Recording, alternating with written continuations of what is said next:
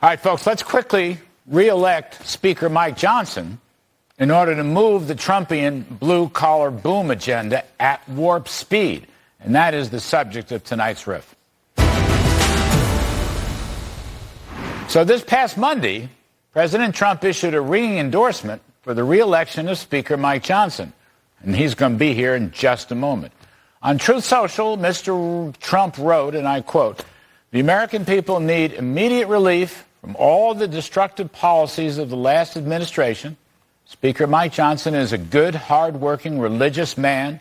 He will do the right thing and will continue to win. Mike has my complete and total endorsement." MAGA. All right. Then next day on New Year's Eve, walking into his gala party at Mar-a-Lago, Mr. Trump reiterated his support for Speaker Johnson. Take a listen, please. I think they'll support Speaker Johnson. I think we're going to have a great time in Washington, and I think we're going to get great support. He's the one that can win right now. People like him. Almost everybody likes him. All right, so add former Speaker Newt Gingrich to the list of Johnson endorsements, who said in an interview that Republicans shouldn't waste time with an ugly floor fight and that the GOP needs to get behind the incumbent speaker. Quote, "They need a Republican unity program for the next 2 years," end quote. So any number of Republican luminaries have endorsed Mike Johnson for Speaker, and with pleasure, let me add my name to that list. He's a pro-growth supply-sider on tax cuts. He's a tough hawk when it comes to closing the border, stopping the Biden flood of illegal immigration, and eradicating terrorism here at home. He's a law and order man. He's for drill, baby, drill, and believes in Trump's America First, peace through strength foreign policy. In other words, Speaker Johnson is a common-sense conservative, and he has been incredibly accessible to the media. Tomorrow, the House will convene to start the 119th Congress with the election of the Speaker of the House as the first order of business. I would remind folks that Monday, January 6th, the House must vote to certify the presidential election. But without a Speaker, the House can't certify. And if the House, along with the Senate, can't certify, then President-elect Trump might not become President Trump on January 20th. Think of it. So, this is no time to dawdle. And the GOP House and Senate should hit the ground running. Now, according to senior advisors close to President Trump, he continues to want to see, quote, one big, beautiful bill, as he puts it, on his desk from both houses as fast as possible. The bill would include tax cuts, closing the border, fossil fuel reforms, and permitting, and a peace through strength defense bill. During the campaign, Mr. Trump's working-class coalition was repeatedly promised fatter wallets, added take-home pay, tax cuts, cheaper energy, and closing the border, and so forth and so on.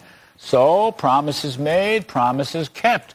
One big, beautiful reconciliation bill can combine all manner of fiscal policies, requiring only a 51-vote majority in the Republican Senate.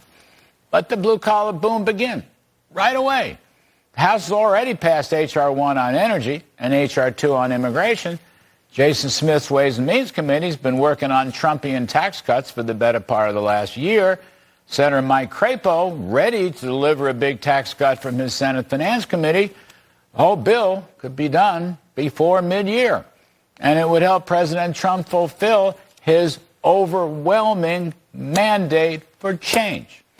And that's my riff. Now, more importantly, joining me now is the Speaker of the House, Mike Johnson of Louisiana. Mr. Speaker, welcome. Thank you for your time, sir. I know it's very hectic. Hey, Larry, great to be with you, and I appreciate your endorsement, and certainly humbled and honored to have yours and President Trump's and former Speaker Gingrich and all of our friends. All the leaders across the conservative movement are all saying the same thing, as you just said.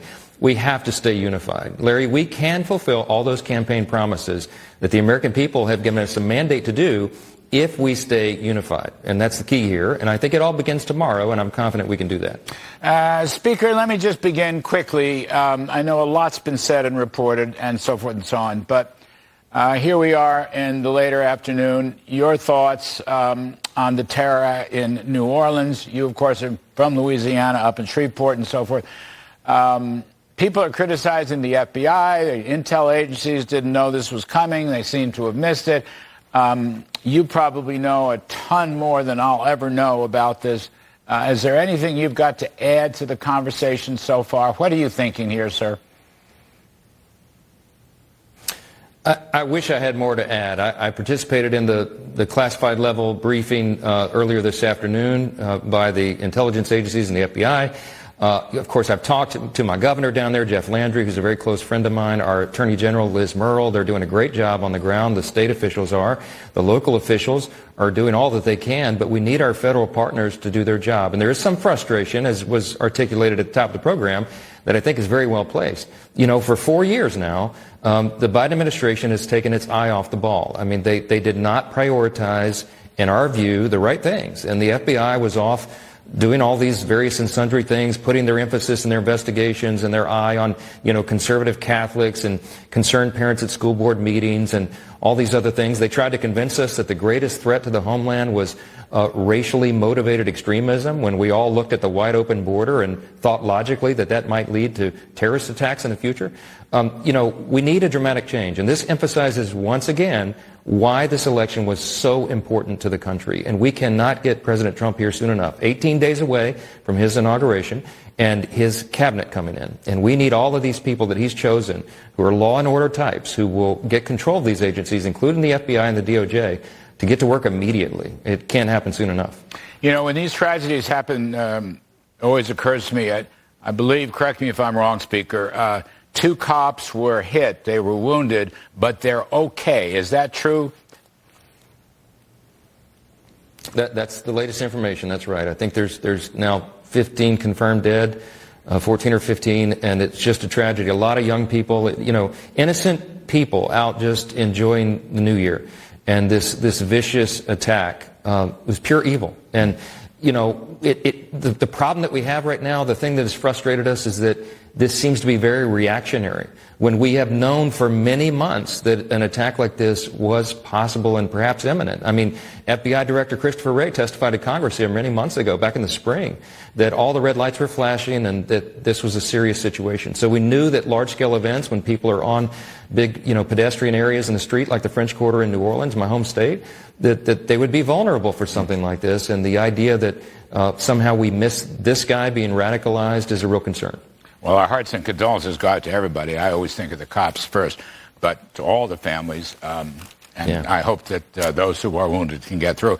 Let's talk about tomorrow's vote on the speakership. How do you look, sir?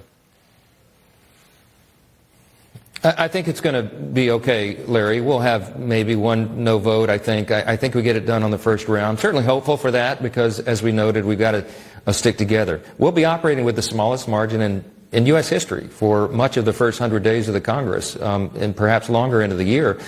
So it necessitates that every single Republican, as diverse as our caucus is, can put aside their personal preferences every day and work together for the team. And I think everybody understands clearly the mandate that we have, the importance of the moment, and I think they're going to come and get along. Look, I'm a proven fighter. I'm a MAGA conservative, but I'm also someone who can get everyone in that broad array that we have in the House GOP to work together. And that's what's necessary in the days ahead, and that's how we're going to deliver on the America First agenda for the people. So we can't wait to get started. Is President Trump making calls for you, Speaker? I was with him yesterday at Mar-a-Lago. He and I and J.D. Vance and the Vice President-elect, his senior team, we talked about the legislative strategy and all of that, and he said, "Who do I need to call?" I don't think he's calling this afternoon, because I haven't identified anybody that he needs to lean on. My conversations with my colleagues have gone great, and a lot of members have come in very thoughtfully, in good faith, you know, with process improvements and things they'd like to see differently. The good news is, Larry, we're shifting into a brand new paradigm. We are going to have unified government. We'll have control of the White House, the Senate, and the House. 60% of the House Republicans have never experienced that before. So it's a totally different environment, totally different existence. when we're actually in a lawmaking exercise every day. So we should have a lot more fun. We get to run our agenda instead of playing defense every day, and we're looking forward to that. So as I said earlier, there's no time for dawdling. You've got a certification process January 6th, which is Monday. So tomorrow's January 3rd, Friday. Yeah. So some's got to give. Because correct me if I'm wrong, but procedurally, if we don't have a speaker, we don't have a House, we don't have a certification, then we don't conceivably go to January 20th and have a President Trump. Yeah, we would have ourselves a constitutional crisis, I would argue. You have to have a speaker to begin and commence the Congress itself. And this happens every 2 years. We've been doing this for hundreds of years now. I think we'll do it again tomorrow. We'll get the 119th Congress going, historic as it will be. And I've said, and I said on the campaign trail all year, I genuinely believe, Larry, we could be the most consequential Congress of the modern era, because I believe President Trump will be the most consequential president, because very frankly, as you and I have discussed many times, we actually have to fix everything. And that has to begin on day one. So we don't have any time to waste. And I think that everybody recognizes that here. Well, speaking of fixing everything, and speaking of blue-collar booms and safety at the border and maybe stopping these terrorists and so forth, how about it? Some people are close to Mr. Trump are reporting that he is talking about one big, beautiful reconciliation bill. One big, beautiful bill, Speaker. What do you make about one big, beautiful bill? Does your reimagining one big, beautiful bill, and how might that work in the Senate side at the same time? Well, look, I think the Senate will get it done, and I think, all this begins in the House. I believe that we'll be able to build a coalition to do that. One big, beautiful bill will have a lot of components if that's ultimately the play call. There's a lot of merit to it because we've got to get tax done and energy policy and the border and everything you've said all in one big shot. But the clock will be ticking. We'll have a lot of pressure on us on time because the American people are going to want to see results. Some of those negotiations by design take a long time because you got to get it right. And but I tell you what, everybody here is ready to roll their sleeves up and get the job done. We're going to put in processes and procedures to make that collaboration happen on a very quick timetable, and we'll be required to do that. But I think we're going to be able to get this ball over the goal line for the people, and it's going to be a huge thing for the country. Well, I don't want to obsess about it, but you'll permit me to obsess slightly about it, a moderate obsessing about it. But it's going to be awful hard to get two bites out of the apple. You're going to have a tight majority in the House, a very tight majority in the House. The discussion on the continuing resolution, to a large extent, shows that. People who think that you can get a quick reconciliation bill, there's going to have to be offsets to any border spending anyway, plus there's going to be defense increases. I mean, I just think, Mr. Speaker, I think one big, beautiful bill is the way to go. And I do think, Mr. Trump got a mandate for change, an enormous mandate for change from his working class coalition, and the prospects of assuring or reassuring people, fatten your wallets, you'll get the tax cuts Mr. Trump promised, the blue-collar boom can begin right away, along with closing the border and so forth. I just think you owe it to your new majority to do one big, beautiful bill.